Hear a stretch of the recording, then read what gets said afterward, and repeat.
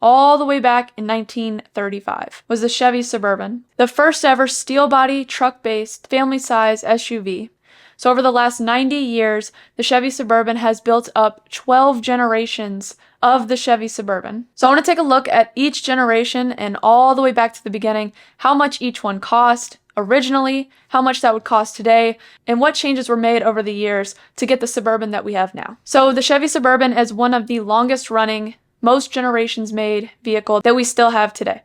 So the first generation was made in 1935, and it had a starting price of about $675. It was originally created to make a vehicle that the entire family could fit in, and it held up to 8 passengers. At the time, there was a need for a truck-based heavy-duty wagon, where previously before this, there was only car-based wagons that were made for professional use. So the original Suburban was actually built on a truck-based chassis. But even then, radios, heaters, clocks, and even rear bumpers were an additional cost. And the price that the first generation Suburban was released at in 1935, with inflation considered, today would be about $15,501. The second generation was then released in 1941, and at a starting MSRP of about $1,283. The second generation was heavily used during World War II as a military transport, and at this time they kind of slowed down on the production of civilian vehicles in order to make more room for production of war materials. But in 1946, soldiers started returning back home from the war, and passenger vehicles started to be needed again, and so they started production back up, but there wasn't really much change from the 1942 versions that were being made, so it was still within that second generation at the time. And with inflation in mind, that 1942 Suburban would be released at about $28,422. And then the third generation was made in 1947, with a starting MSRP of about $1,818. The advanced design Suburban was introduced at this time, and had room for up to 8 with a 2-door body style. There was also space for rear cargo, which was accessible either through the tailgate or a pair of barn doors. Tinted glass was also offered for the first time with this generation, and if we were to take that original MSRP of the 1947 Suburban with inflation in mind, then today it would be about $26,410. And the fourth generation was released in 1955 and had a starting price of about $2,300. The Chevy Task Force trucks were introduced at this time and had a new small block V8 that lasted until about 1999. This is also the same time that 4-wheel drive was introduced, and GM started factory producing 4x4s. And with inflation in mind, the MSRP for this generation today would be about $26,905. And in 1960, the fifth generation was released with a starting MSRP of about $2,598. At this point, the Chevy Suburban had been in production for about 25 years, and with the fifth generation in 1960, lots of new features were being introduced. In 1966, which was the final year for the fifth generation, there was an option between 2-wheel drive and 4-wheel drive, and in the year of 1966, about 13,000 Suburbans were sold, and of those 13,000, only about 1,000 of them were ordered in 4-wheel drive. So there still wasn't a very high demand for the 4x4s. And for the fifth generation, a deluxe heater was still an additional $53. There was lots of requests from the fourth generation to the fifth generation for increased safety measures, and this is where seat belts,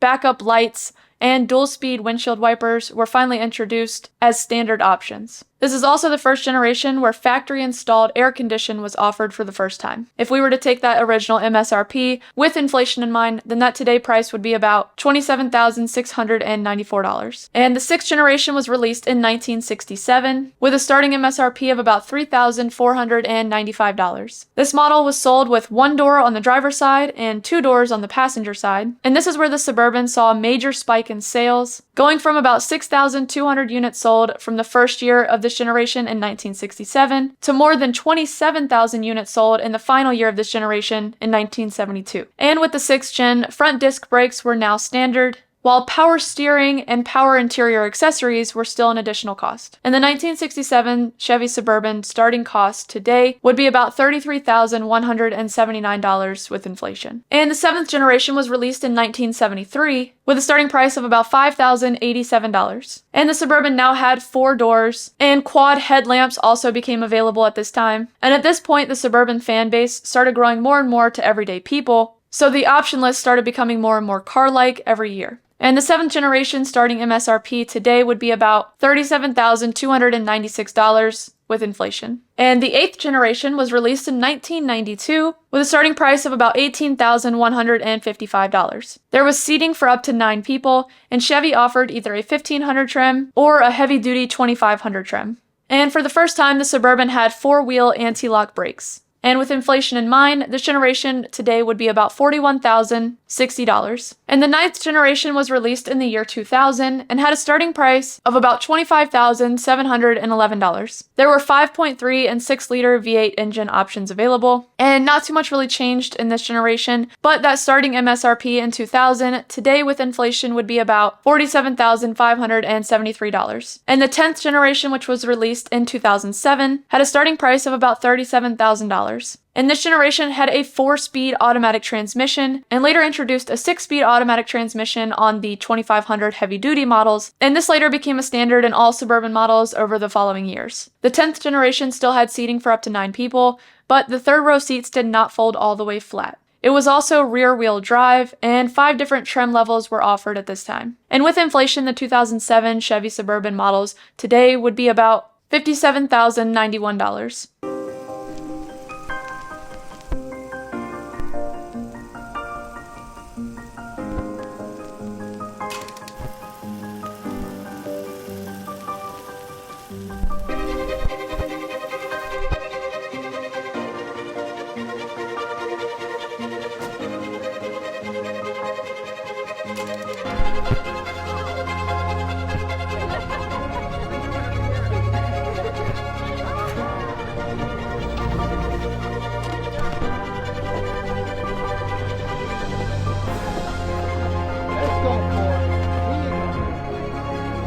Since pioneering the SUV in 1935, the Chevy Suburban has carried many things. Nothing more important than family. Introducing the most versatile and advanced Chevy Suburban and Tahoe ever. The 11th generation that was released in 2015 had a starting price of about $49,000. And the biggest change here in this generation was technology upgrades. And with this generation, as well as the 10th generation, the Chevy Suburban did not share any features or exterior parts with the Chevy pickup trucks aside from the doors. And with inflation, this original MSRP would be about $65,484 today. And lastly, we have the 12th generation, which was released in 2021 with a starting price of about $52,300. At this point, diesel was now offered on several trims, and the cargo floor was lowered by about 5 inches. And this was probably the biggest change for this generation. More room was also added to the rear seats to make it more comfortable for adults. But aside from that, there wasn't really too many physical changes in the 12th generation, and most of the upgrades were technology based. And for the 2021 12th generation original MSRP, if that was today, with inflation in mind, then the starting price would be about $62,446. And we are now on the 4th year of the 12th generation as of 2024. And I'm very curious to see how far they're going to keep going with the Chevy Suburban. What do you guys think? Do you think that this is going to just keep going and we're nowhere near the end of the Chevy Suburban? What's your opinion? And which generation was your favorite? Let me know in the comments below. And if you like this video, please like and subscribe. And let me know what you want to see next.